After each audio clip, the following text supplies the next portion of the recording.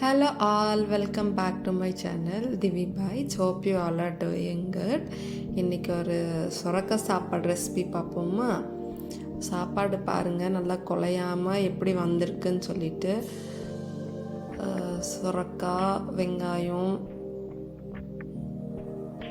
மிளகாத்தூள் எல்லாம் போட்டு ஒரு யம்மியான சுரக்கா சாப்பாடு.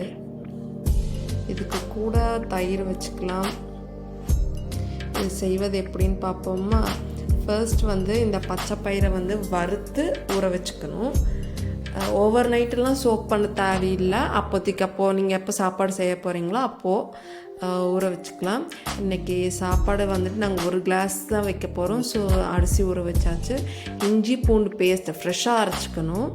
அப்போ தான் அது அந்த நல்ல மணமும் அந்த டேஸ்ட்டும் கொடுக்கும். அப்புறம் மெயின் இன்க்ரீடியண்ட் சொரக்காய் சின்ன சின்ன பீசஸாக இப்படி கட் பண்ணி எடுத்து வச்சுக்கணும். அதுக்கப்புறம் பாருங்கள், சொரக்காய் கட் பண்ணி எடுத்து வச்சுட்டதில் அது கூடவே சின்ன வெங்காயம் கட் பண்ணி ஆட் பண்ணிக்கணும், பச்சை மிளகாய் ஆட் பண்ணிக்கணும். அப்புறம் ஃபர்ஸ்ட் ஒரு அடுப்பில் பாத்திரத்தை வச்சுட்டு கொஞ்சமாக எண்ணெய் ஊற்றி கடுகு தாளிக்க விட்டு சீரகம் போட்டுக்கணும். நெக்ஸ்ட் ஹோல் ஸ்பைசஸ், அதாவது பட்டை, பிரியாணி இலை, லவங்கம்,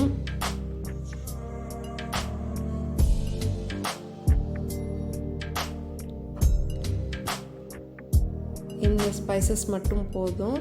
ஸோ பட்டை, ஏலக்காய், லவங்கம், அப்புறம் ஃப்ரெஷ்ஷாக அரைச்சி வச்சுக்கிட்ட இஞ்சி பூண்டு பேஸ்ட்.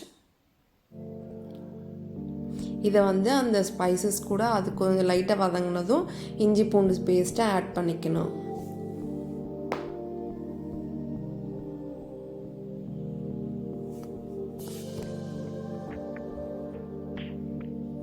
இதை எல்லாத்தையும் கூடவே சேர்த்து நல்லா ஃப்ரை பண்ணிக்கணும்.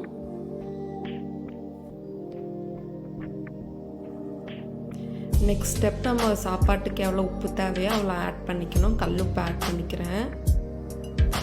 அப்புறம் வெட்டி வச்சு இந்த சொரக்காய், சின்ன வெங்காயம், பச்சை மிளகாய் எல்லாத்தையும் சேர்த்து ஆட் பண்ணி நல்லா கிளறிக்கணும்.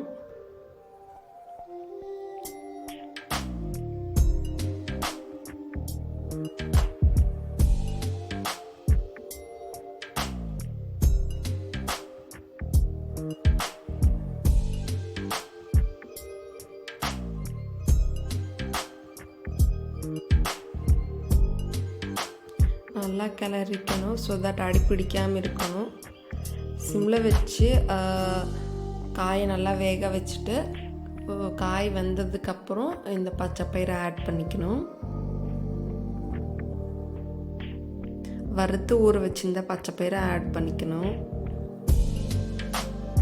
இது கலந்து இது ஒரு தடவை நல்லா ஃப்ரை பண்ண விடணும். நல்லா ஓரளவுக்கு வேக விட்டு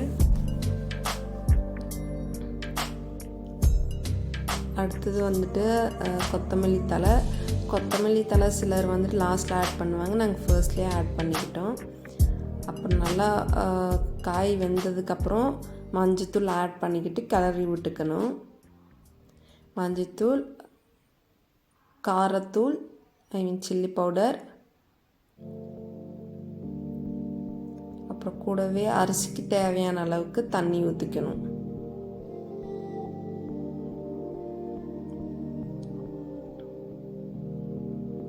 ஊற வச்சிருந்த அரிசியை இதில் போட்டு நல்லா கிளறி விட்டுக்கணும்.